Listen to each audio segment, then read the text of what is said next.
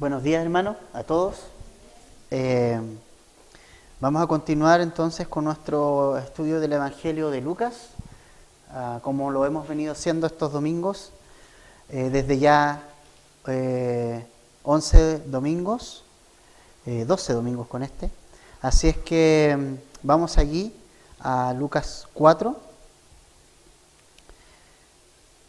versículos. Muchas gracias. Desde el 14 al 30 es el pasaje que vamos a leer, que vamos a estudiar hoy día. ¿Ya? Vamos a leer los primeros dos versículos. Recordarles que si hay celulares encendidos los podamos apagar o poner en mute, por favor, para que no haya interrupción. Dice el versículo 14: Y Jesús volvió en el poder del Espíritu a Galilea, y se difundió su fama por toda la tierra de alrededor, y enseñaba en las sinagogas de ellos, y era glorificado por todos. Señor, danos luz en este pasaje. Abre nuestra mente, abre nuestro corazón hacia ti, Señor, y hacia tu voz. En el nombre de Jesús. Amén. La semana pasada vimos que Jesús, después que fue bautizado, fue llevado por el Espíritu Santo al desierto. Y nosotros dijimos allí que a veces nosotros pensamos que el Espíritu Santo nos va a llevar solamente a lugares buenos o a situaciones buenas, y en realidad no es así.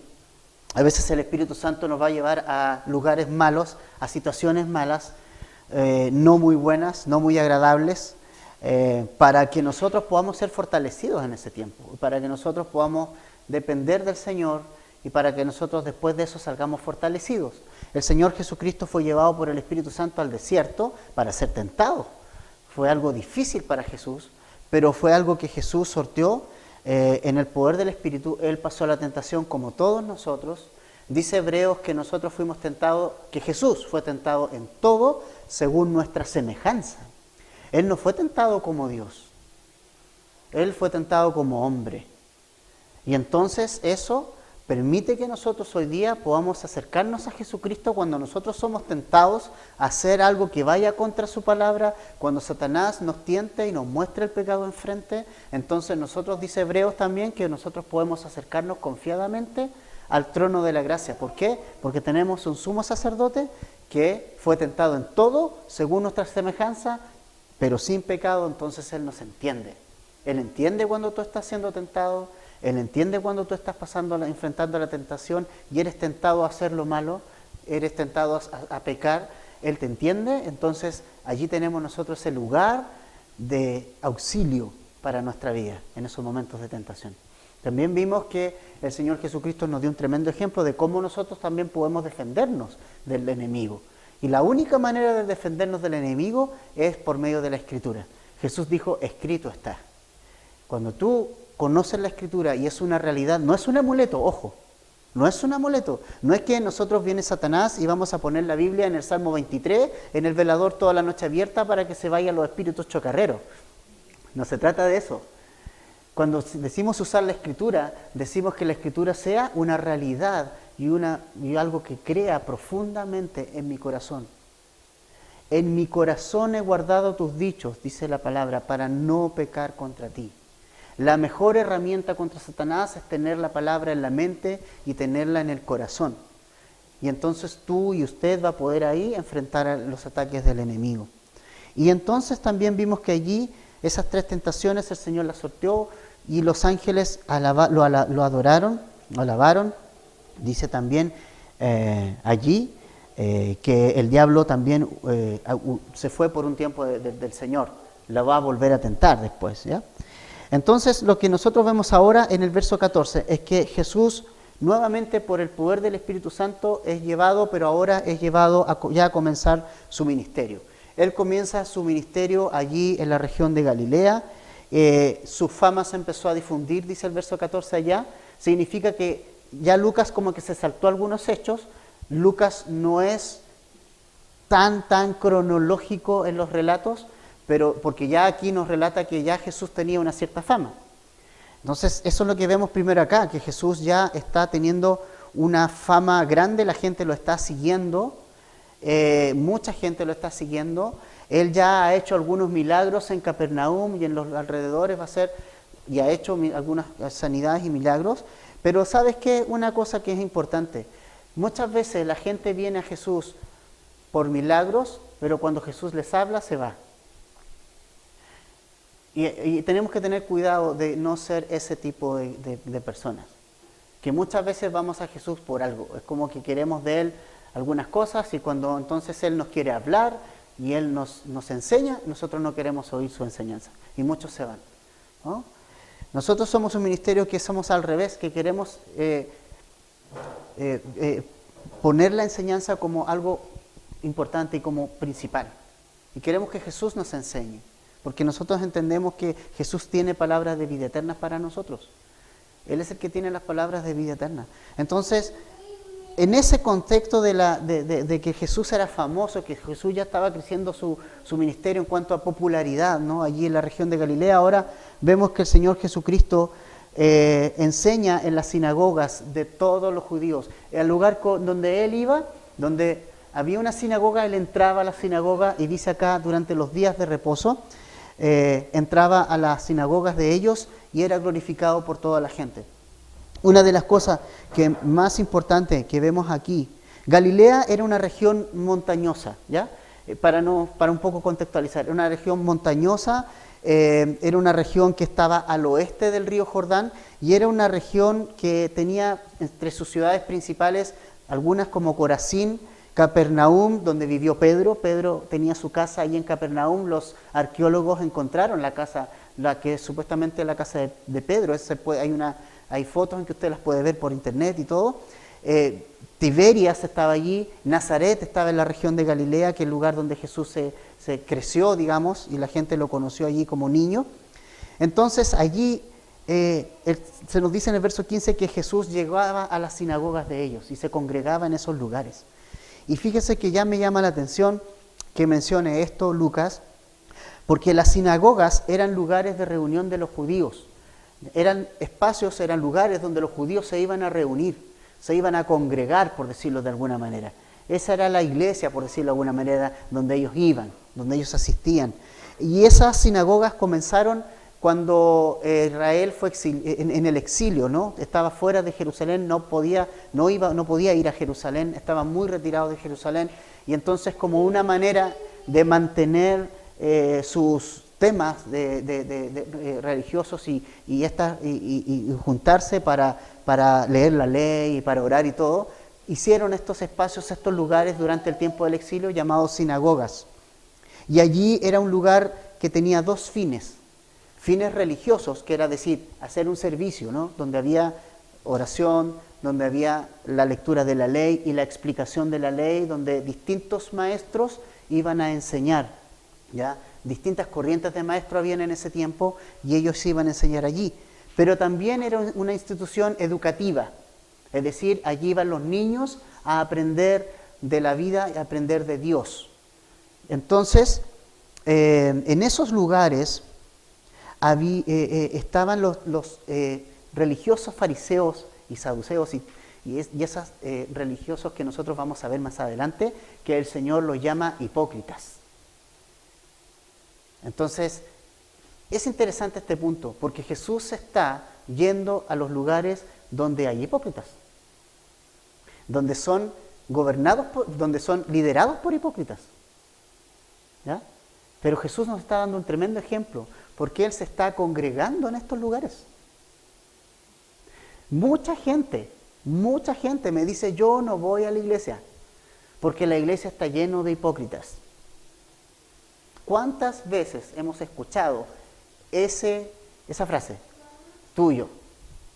Y incluso en alguna oportunidad, a lo mejor nosotros mismos la pudimos decir en alguna oportunidad. No voy a la iglesia, prefiero estar solo acá y me dedico al Señor Jesucristo. Debo decirte que el Señor Jesucristo no hacía eso. El Señor Jesucristo tenía toda la autoridad para decir, esta gente que está aquí son hipócritas, porque Él era el Hijo de Dios. Él conoce el corazón. Por eso le decía a los religiosos, ustedes son hipócritas. Son sepulcros blanqueados, les decía a los fariseos. ¿Y quiénes eran los fariseos? Los líderes de estos lugares. Eran los líderes de la sinagoga. Decía, ustedes por fuera son bonitos, pero por dentro están podridos. Le dijo Jesús. Pero sabiendo eso Jesús, se reúne y va a las sinagogas. ¿Entienden? ¿Cuál es el punto entonces? El punto es que no es válido cuando nosotros decimos, oye, no voy a la iglesia porque hay hipócritas. Porque si queremos seguir el ejemplo de Jesús, vamos a ir. ¿Y sabe qué? Sí, hay hipócritas. Pero siempre hay espacio para uno más. Siempre hay una sillita disponible para un hipócrita más. Así que venga nomás. No hay ningún problema. ¿Ya? No hay ningún problema. Nosotros tenemos que examinar nuestro corazón. Y nosotros muchas veces damos el juicio de que son hipócritas. ¿Y cómo soy yo? ¿Cómo lo soy? Jesús nos enseña a examinarnos a nosotros mismos, a la luz de Él. Y si nosotros vamos a seguir el ejemplo de Jesús, tenemos que congregarnos. Y va a haber gente en la congregación que probablemente va a ser hipócrita sin duda alguna. Pero que eso no sea impedimento para que tú te congregues. Encuentres el lugar donde el Señor quiere que te congregues y te congregues y escuches la palabra del Señor, escuches de Jesús y adores al Señor junto a las personas que tú crees que Dios, con las cuales te ha llamado a estar. ¿No? Entonces, ese argumento de que hoy no me congrego porque hay muchos hipócritas en la iglesia, bueno, el ejemplo de Jesús es muy diferente. Jesús, teniendo toda la autoridad de quejarse de los hipócritas de la iglesia, no lo hizo, sino que fue como uno más y se congregó como uno más. Así que no hay excusa para no congregarnos. Es bueno y hay que hacerlo, ¿no? Ahora, verso 16. Vino a Nazaret, donde se había criado, y en el día de reposo entró en la sinagoga conforme a su costumbre y se levantó a leer. Conforme a su costumbre. Esa es una buena costumbre, ¿no? El congregarnos es una buena costumbre. No os dejéis de congregarnos, dice la Escritura, ¿cierto? Dice Hebreos. Como algunos lo tienen por costumbre. No es una buena costumbre quedarse en casa. Cuando uno se queda en casa una vez, 2 veces, como que empieza ya, ¿cierto? Como que le agarra el bichito de que me gustó quedarme en casa. Habían cosas entretenidas en la televisión, probablemente. Hay cosas que el domingo en la mañana se pueden hacer y que otro día no se puede hacer. El enemigo es bastante astuto. Pero el Señor nos está enseñando aquí. No es buena costumbre no congregarse. Es buena costumbre hacerlo. Y Jesús lo hacía, pese a la gente que tenía alrededor. Jesús te viene a hablar a ti, a tratar a ti de manera personal. La predicación, el mensaje es para ti, no es para la persona del lado. Entonces es importante, súper importante congregarse. Ahora veamos lo que pasó allí. Entonces vino a Nazaret. Nazaret es la ciudad donde Jesús se crió. Y allí él entró a la sinagoga. Probablemente, bueno, toda la gente lo conocía cuando chiquitito, cuando niño, porque él se crió en ese lugar, en Nazaret. Recordemos que era un lugar más o menos nomás, ¿ya? Porque más adelante vamos a ver que uno de sus discípulos, cuando sabe que se crió en Nazaret, dice, ¿y de Nazaret puede salir algo bueno? O sea, Nazaret era un poblado más o menos que no tenía una buena fama. Y entonces, pero Jesús fue a este lugar, entró a la sinagoga allí, y lo que pasaba es que siempre que iba un rabí o un maestro de otro lugar y entraba a la sinagoga, ese maestro era invitado a leer una porción de la Escritura y a dar la explicación. Y entonces, ahora el que va es Jesús, el Hijo de Dios. Los demás no lo saben que es el Hijo de Dios. O sea, no, recordemos eso. La gente tenía una percepción de Jesús errada como lo tiene hoy. Mucha gente. Algunos, ¿se acuerdan? Jesús le preguntó a sus discípulos, ¿qué dice la gente que soy yo? La gente pensaba que él era Elías, otros decían que era Juan el Bautista, otros decían que era esto, que era lo otro. Hoy día dicen que Jesús era comunista, otros dicen que Jesús era un montón de cosas. Y Jesús les dice a los discípulos, pero ustedes, ¿qué dicen que soy yo? Y ahí el Espíritu Santo es el que nos revela la verdadera identidad de Jesucristo. Y el Espíritu Santo le dice a Pedro, lo toca al corazón de Pedro, y Pedro dice, tú eres el Cristo, el Hijo del Dios viviente. Esa es la naturaleza de Dios, de Jesús, es el Hijo de Dios. Eso era en esencia, eso era el Hijo de Dios frente a ellos no lo sabían, pero Jesús abre la Escritura en Isaías capítulo 61, en los versículos 1 y 2, y cita al profeta Isaías allí en el verso 18, dice lo siguiente: el Espíritu del Señor está sobre mí, por cuanto me ha ungido para dar buenas nuevas a los pobres. Me ha enviado a sanar a los quebrantados de corazón, a pregonar libertad a los cautivos y vista a los ciegos, a poner en libertad a los oprimidos, a predicar el año agradable del Señor. Y enrollando el libro, lo dio al ministro y se sentó, y los ojos de todos en la sinagoga estaban fijos en él. Y comenzó a decirles: hoy se ha cumplido esta escritura delante de vosotros. La profecía que Jesús lee es en Isaías capítulo 61, versos 1 y 2. Y allí toma el rollo de la escritura, ¿ya? Y entonces allí él empieza a leer esto. Y fíjense ustedes que si ustedes van a este pasaje, está hablando de un contexto del año del jubileo. El año del jubileo. ¿Sabe lo que era el año del jubileo? Era, mire, habían 7 periodos de 7 años, es decir, la tierra, si ustedes recuerdan bien, le dijo Dios a Israel que cada 7 años la tierra había que dejarla descansar, ¿se acuerdan? Y que ese año lo que creciera era para la gente que menos tenía, para los pobres. ¿Se acuerda? Cada 7 años. Pero cada 7 periodos de 7 años, ¿cuánto es 7 por 7? 49, al año 50, entonces era el año conocido como el año del jubileo. ¿Qué pasaba en este año? Muchas cosas importantes. Jubileo significa sonido de trompetas, o sea, era algo alegre, ¿no? Alegre. Y en estos periodos, conocido como el año sabático, por ejemplo, si habías vendido una propiedad a alguien, llegado este año de jubileo, esa tierra volvía a su dueño. Suponte que yo haya comprado un terreno a alguna persona, no existía la venta de terreno. Fíjense ustedes bien, la tierra es del Señor. Ahora, el Señor sí aprueba, ¿cómo se llama esto? La propiedad privada, ¿no? Está en favor de eso. Pero, resguarda la propiedad privada del Señor. Pero no había ventas, en el fondo había un arriendo. Porque en el fondo se lo pasabas 49 años, sabías que el año 50, eso iba a regresar. ¿Me entiendes? O sea que nadie podía hacerse de tanta tierra. ¿Me entiendes? Porque en el fondo se tenía que devolver igual. Entonces, imagínate, tú vendiste tu tierra por un problema económico, pero después de 50 años lo podías volver a tener. Las deudas eran perdonadas.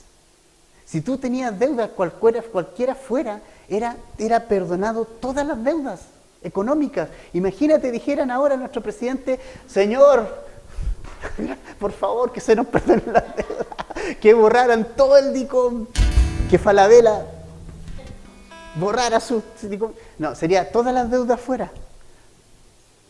Imagínate, qué alegría sería, ¿no? Jubileo, ¿no? Es algo alegre.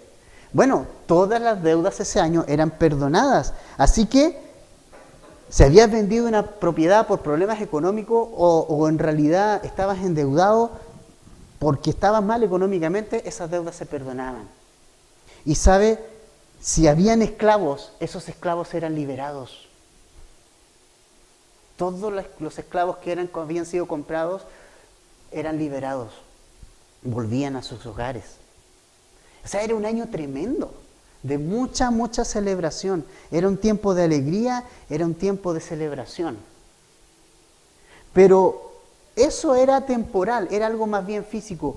Pero este pasaje nos hablaba de que el Espíritu del Señor iba a estar sobre una persona, que iba a hacer que todo eso fuera una realidad, pero una realidad dentro del corazón. Y esa persona era el Mesías, Jesús, que está aquí, que traería libertad a los cautivos, que traería vista a los ciegos, que vendría a cambiar nuestro lamento en gozo, que vendría a hacer brotar de nuestro corazón ríos de agua viva. Y ya no cosas externas, sino algo interno del corazón. Nos iba a hacer nuevas personas. Y esa persona era el Señor Jesucristo. Entonces Jesús cumple esta profecía. En Él, Jesús es el que vino, el Espíritu de Dios estaba sobre su vida. ¿Para qué? Para darnos vista cuando estábamos ciegos, para darnos agua cuando teníamos sed, para darnos pan cuando teníamos hambre, para alimentarnos con su pan espiritual y para darnos libertad de la cautividad.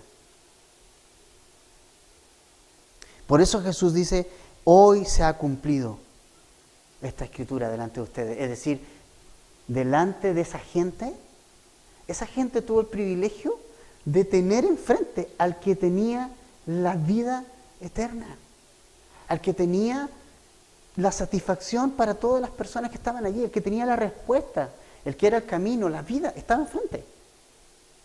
Allí estaba. Y ¿sabes qué dice? Que aquí que se asombraba la gente.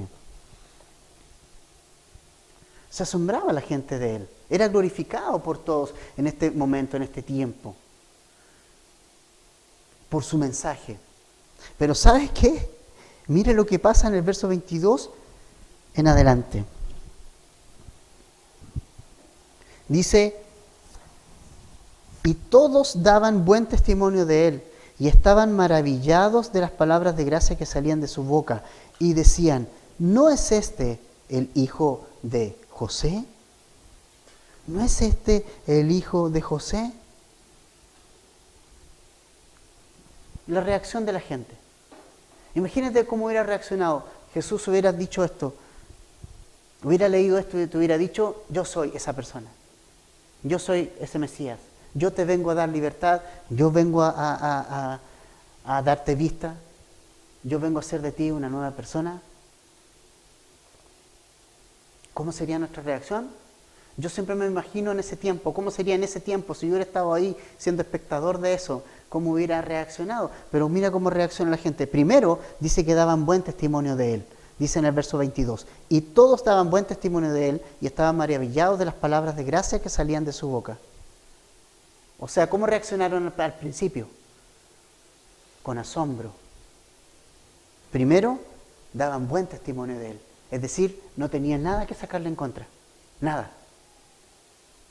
Daban buen testimonio. La gente podía ver en Jesús algo diferente, una autoridad distinta a los líderes religiosos que andaban dando vuelta en este tiempo. La diferencia era que la palabra de Jesús era con autoridad, él enseñaba con la autoridad y no como la de los fariseos. Los fariseos tenían una autoridad impuesta por el hombre, pero no necesariamente tenían la autoridad de Dios.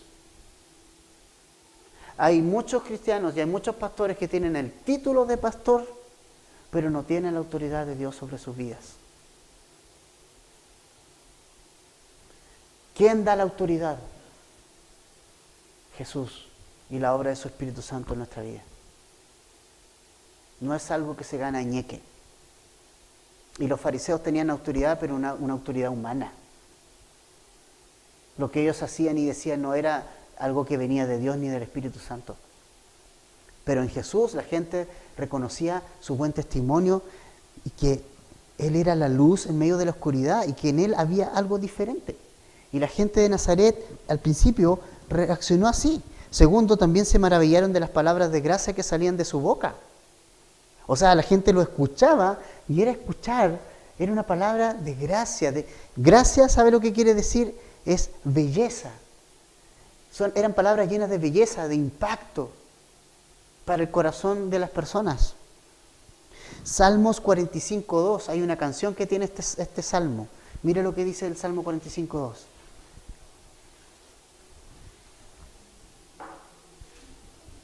Salmos 45, versículo 2.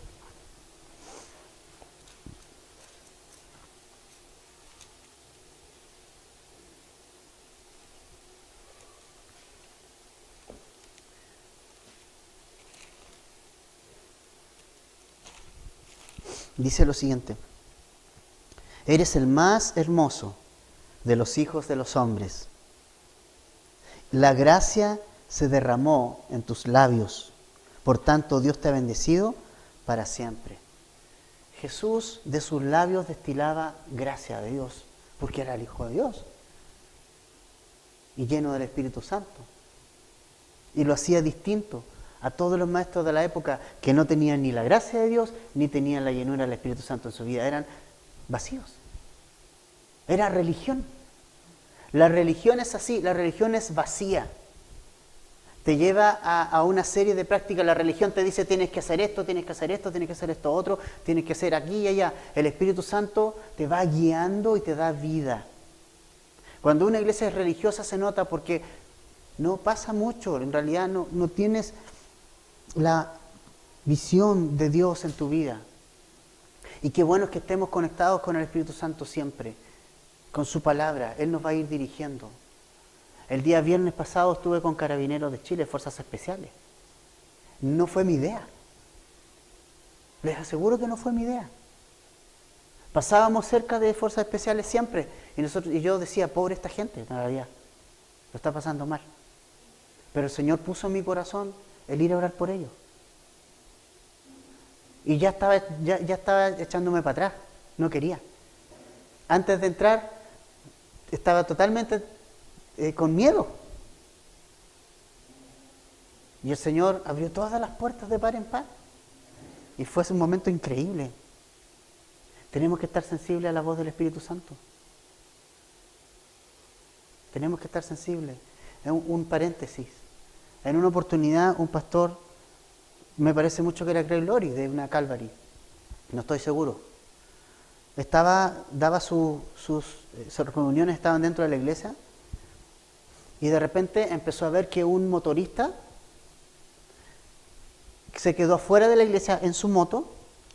La iglesia estaba con la puerta abierta y empezó a observar adentro y empezó a escuchar el mensaje. Al otro domingo vino otro más, 2 motoristas más. No recuerdo cuánto en realidad. Pero empezaron a llegar más motoristas y a hacer lo mismo. Un religioso que hubiera dicho, ¿cómo pueden estar afuera? Meten ruido, ¿no? Tienen que entrar. Pero ¿qué hizo este pastor? Sensible al Espíritu Santo. Puso una pantalla afuera. Y ellos escucharon el mensaje. Eso es tener sensibilidad al Espíritu Santo. Y es muy importante en nuestros días que estamos viviendo tenerlo. Lo necesitamos. Y Jesús era un hombre lleno. Era Dios, pero estaba lleno del Espíritu Santo. Imagino cómo debió haber sido escuchar a Jesús directamente. La piel de gallina, ¿no? Pero hoy día no está físicamente con nosotros, pero están sus enseñanzas con nosotros. Podemos escucharlo también. Entonces la gente reaccionó en principio reconociéndolo como alguien que daba buen testimonio de él y como alguien lleno de gracia. Pero algo pasó. Algo cambió. Versículo 22, la parte B.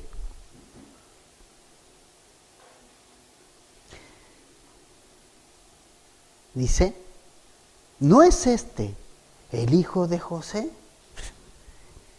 Empezaron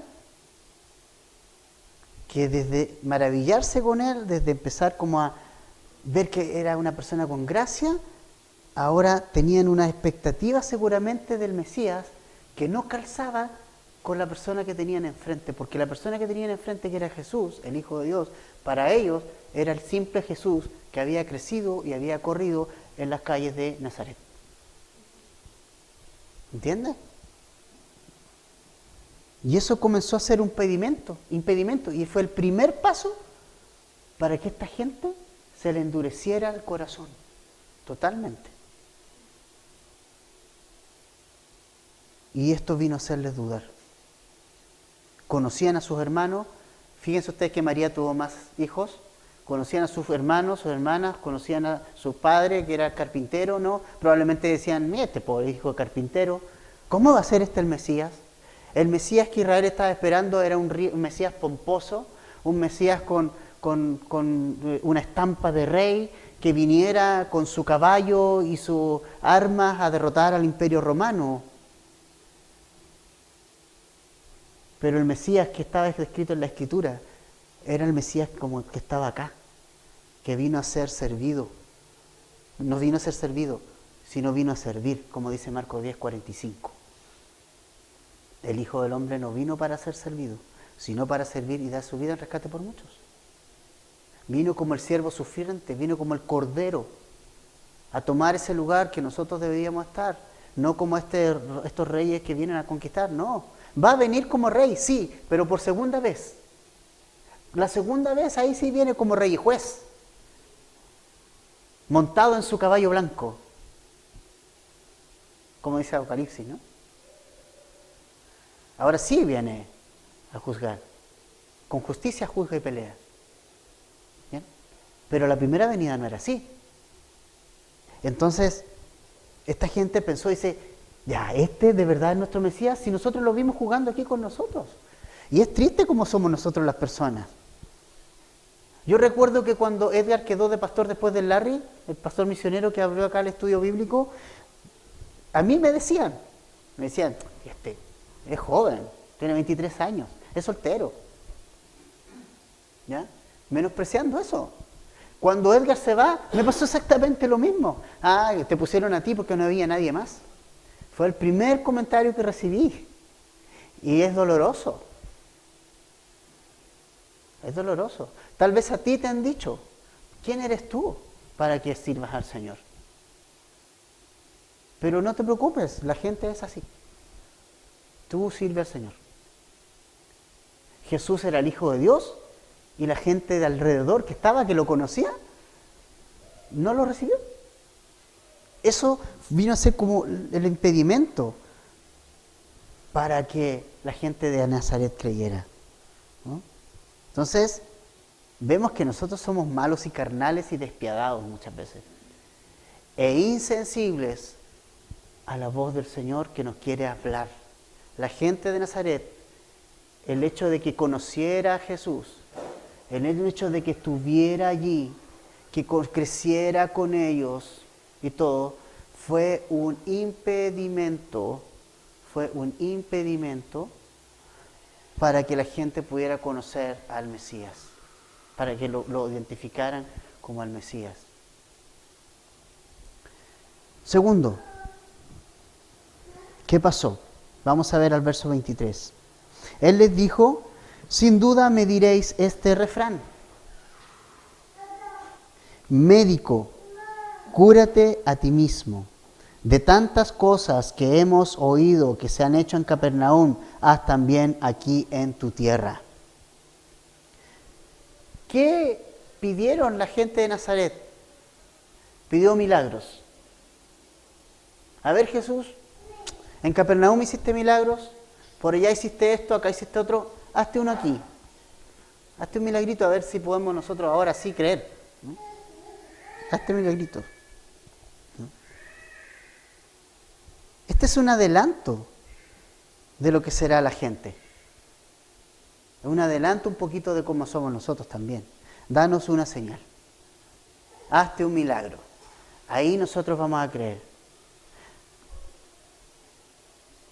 Ahí sí que nosotros vamos a creer. ¿Y sabes qué?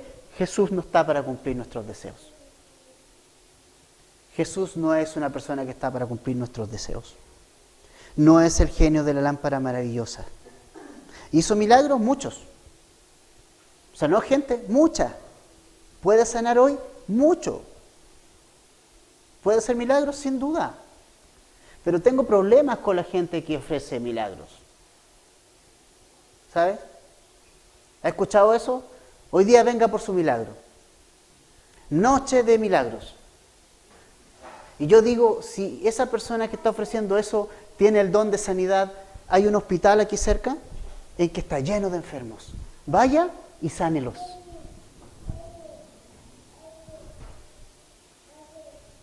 Yo haría eso si tuviera el don de sanidades. No lo tengo. Pero si yo tuviera el don de sanidades, ¿dónde iría? ¿A dónde están los enfermos? Pero esta gente lo ofrece. Venga. ¿Qué es eso? Si usted tiene el don de sanidad, vaya. Donde alguien está enfermo, ponga sus manos, si el Señor lo está dirigiendo, y sánelo. El hospital está lleno. Vaya. Pero no, esta gente no tiene el don de sanidad. Esta gente quiere que lo alardeen a ellos, que lo suban a ellos. Ellos quieren ganancia de esto. A veces hasta ganancia económica. No, amigos, no, hermanos. Jesús no está para hacer los favores que la gente le envía. Jesús no está para eso. Jesús no está para cumplir nuestros deseos o nuestros sueños. Somos nosotros los que tenemos que seguir los suyos. Nosotros debemos seguir los deseos de Jesús, los sueños de Jesús para nosotros, no nosotros nuestros sueños. Entonces Jesús hizo un montón de milagros, toda su vida. Pero cuando estaba en la cruz, ¿qué le dijeron? Baja de la cruz, entonces nosotros vamos a creer. O sea, ¿no creyeron los 8.554 milagros que hizo en toda su vida y van a creer cuando baje de la cruz? No, porque el problema no es lo visual. El problema de las personas y nuestro problema es el corazón duro de no creer que Jesús es el Hijo de Dios y que es la provisión para nuestra salvación. Ese es el problema. Ese es nuestro problema. Hoy día pasa lo mismo. La gente pide milagros para creer, pide un montón de cosas para creer, pide milagros para creer. Incluso alguna gente pide milagros para ir a la iglesia. Ah, ya, si en esa iglesia no hay milagro, no voy. No se trata de eso. No se trata de eso. Jesús aquí no hizo nada. Porque el corazón de la gente era dura. ¿Ya? Entonces, Jesús sí sana, pero Jesús no le da a esta gente lo que ellos piden públicamente. Sí sanó a algunos enfermos de manera privada, ¿no? De manera privada. ¿Qué señal les va a dar Jesús a esta gente que pide señal? Lucas capítulo 11, verso 29. Allí está la señal que Jesús le va a dar a esta gente que de repente pide señal. Lucas 11, 29.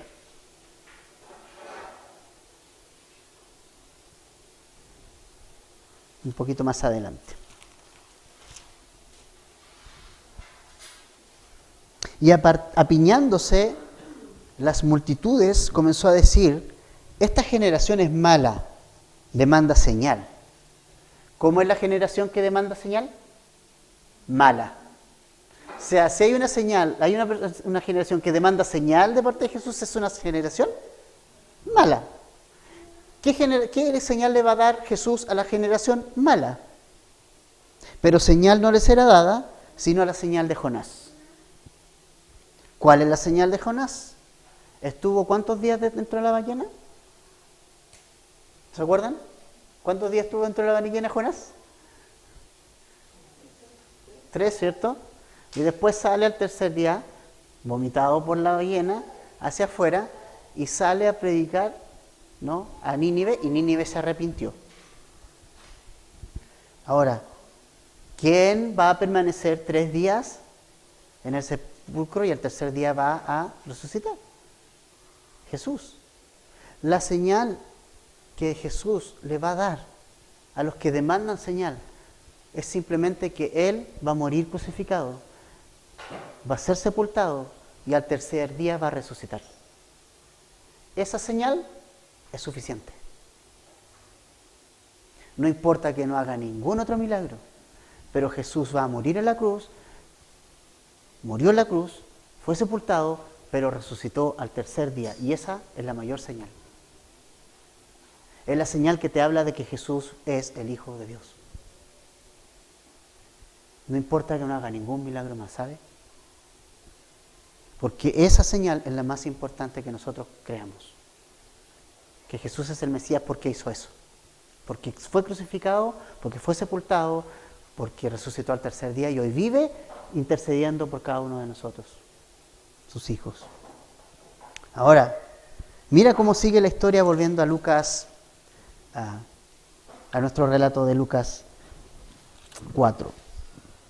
En los versículos 25. Y en verdad os digo que muchas viudas había en Israel en los días de Elías. Pero cuando el cielo fue cerrado por 3 años y 6 meses, y hubo gran hambre en toda la tierra, pero a ninguna de ellas fue enviado Elías, sino una mujer viuda de Sarepta de Sidón. Y muchos leprosos había en Israel en tiempo del profeta Eliseo, pero ninguno de ellos fue limpiado, sino Naamán el sirio. Al oír estas cosas, todos en la sinagoga se llenaron de ira. Mira qué increíble. Ahora Jesús les dice a ellos y les responde, ¿saben qué? Ustedes no están creyendo en mí. Ustedes me están rechazando. Pero no se preocupen porque esto no es nuevo. Un poco adelantando que Jesús, lo que dice Juan, que Jesús vino a los suyos y los suyos, su pueblo, no le recibieron. Y da un ejemplo del Antiguo Testamento, en los días de Elías, cuando no llovió, cuando no había alimento, pero Elías, ¿se acuerdan? La viuda de Sarepta sostuvo la vida de Isaías. Y ella no, de Elías, estaba hablando de Isaías, gracias, de Elías. El complemento perfecto, ¿eh? Elías, Isaías, Elías. Y él fue alimentado, y por una persona que no era judía, ¿no? Lo mismo Naamán el sirio, ¿qué era? No era judío, fue sano, el único que fue sano. Entonces Jesús fue a la Escritura para decirles a ellos, hey, cuidado, que Dios va a salvar a los no judíos. Que si ustedes me rechazan, tengo a los gentiles a quienes salvar y a quienes mostrarle nuestro amor, mi amor a ellos, a quienes amo también. Ahora, cuando dijo eso, era una sinagoga judía, entonces los judíos, dice lo siguiente en el verso 28, al oír estas cosas, todos en la sinagoga, todos los que estaban allí, se llenaron de ira. ¿Qué pasó? O sea, en el verso 15 dice que era glorificado por todos. En el verso 22 dice que todos daban buen testimonio de él. Dice que estaban maravillados por las palabras de gracia que salían de su boca. Pero resulta que ahora se llenan de rabia. No es nuevo eso. Y ni será nuevo. Porque cuando Jesús entró a Jerusalén en el asno, la gente cortó ramas, le ponía sacos y decía, Hosana, bendito el que viene en el nombre del Señor. Y 7 días más tarde la gente estaba diciendo, ¿por qué estás ahí en la cruz? Sálvate y sálvanos. Ese es el corazón duro y cambiante de los seres humanos, de nosotros, los hombres. Y acá cuando escucharon esto, se llenaron de rabia, de ira, porque ellos en realidad odiaban a los gentiles también, ¿no? Se llenaron de ira. Tremendo cambio. El hecho que Jesús nombrara a los gentiles hizo enardecer los ánimos en esta sinagoga. ¿Y qué pasó? Estaban tan maravillados de Jesús y ahora no. ¿Se fija? Por eso le pusimos al título, maravillados pero incrédulos. Si no sacó nada con decir, hoy sí, realmente Jesús es el Hijo de Dios, es maravilloso, sus palabras son verdad, su enseñanza es real. Sí, pero ¿crees en Él? Qué bueno, Él no necesita tus halagos. Él necesita que creas, Él quiere que creas en Él. Él no necesita de que nosotros le digamos lo que Él es, porque Él lo es. Él lo es. Él lo único que quiere de nosotros es que nosotros pongamos nuestra fe en Él. No necesita de nuestras palabras de repente y decir, oh sí, Jesús es aquí, allá, sus palabras de gracia, pero ¿le seguimos? ¿Le seguimos realmente? ¿O somos como estos nazarenos? Sí, no, Jesús, qué tremendas palabras de gracia tienes para nosotros, qué maravilloso lo que tú dices, pero al momento de los cubos, entonces me lleno de rabia porque me dijo algo que yo no quería escuchar. Y esa es la otra. ¿Vamos a amar a Jesús solamente cuando nos dice cosas que nosotros queremos escuchar? ¿O vamos a amarlo y vamos a seguirlo cuando nos dice cosas que nosotros no queremos escuchar? Importante. ¿Cómo cambió la situación de las palabras de gracia, de las maravillas que hablaban de Él, a querer apedrear a Jesús? Porque eso es lo que quisieron hacer. Mira lo que dice el verso 29. Y levantándose, le echaron fuera de la ciudad y le llevaron hasta la cumbre del monte sobre el cual estaba edificada la ciudad de ellos para despeñarle. Mas él pasó por en medio de ellos y se fue. O sea, lo querían apedrear. El apedreamiento era para personas, por ejemplo, alguien que era decir ser algo que no era, ¿no? Lo apedreaban. ¿Ya? Y a Jesús lo iban a apedrear. Pero no era su tiempo que muriera así, y tampoco iba a morir apedreado, ¿no? Las profecías decían que iba a morir en la cruz. Ahora vemos también la parte humana de Jesús, salió arrancando. Jesús nunca usó de su poder para su beneficio. Aquí podría haberse teletransportado a otro lugar, porque él tenía todo el poder de hacerlo. Se transfiguró, ¿se acuerdan? Se transfiguró frente a sus discípulos, a un grupo de ellos. Tenía el poder para irse aquí, vamos a irnos teletransportados a otra parte. Pero él decidió hacerlo como hombre, como él era, un hombre también. Y pasó por en medio de ellos, se arrancó. No era su tiempo tampoco, no era el momento de morir, ni era la forma de morir, ¿no? Entonces, como conclusión, hermanos, Jesús vino a darte libertad. Jesús vino a darte vida nueva, a darte gozo, libertad y vista. Él tiene palabras de gracia para nosotros. Él tiene palabras de gracia para ti y para mí. Pero no serás salvo por mucho de que te maravilles de Jesús y le reconozcas como alguien que tiene gracia. Si no le reconoces como el Hijo de Dios, como el Mesías prometido y como el Señor de tu vida. Puedes estar muy asombrado de lo que Jesús es, pero eso no es suficiente. Eso no es suficiente porque estas personas se asombraron de Jesús, se maravillaron de Jesús, pero no lo siguieron. Al contrario, lo rechazaron. Entonces es posible estar maravillado de Jesús, pero a la vez rechazarlo.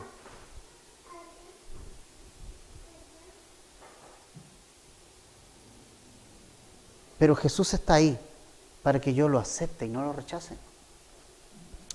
Es posible tener un encuentro con Jesús, pero no necesariamente una relación con Jesús. Segunda conclusión.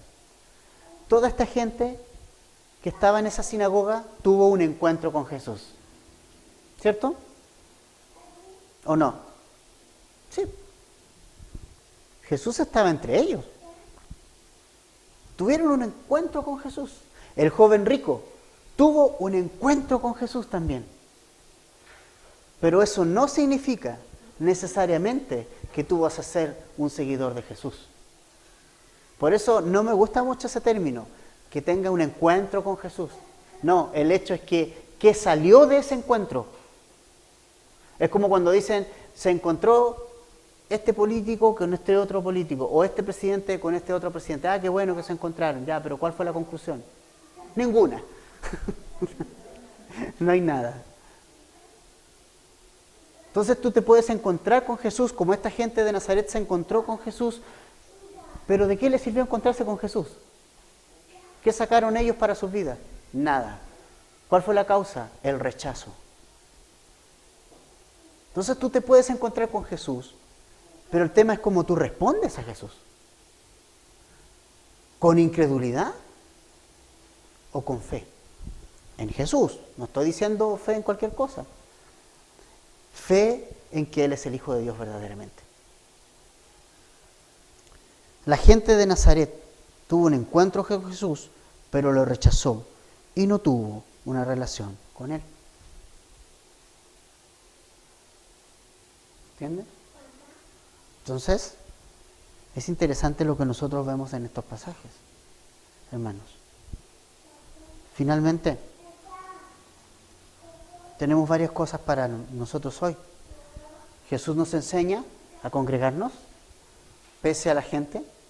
Jesús nos enseña que a veces podemos cerrar nuestro corazón a Él, a pesar de estar maravillados de Él. Y Jesús nos está enseñando que Él es el Hijo de Dios, que Él es el Mesías prometido, ¿no? Vamos a orar.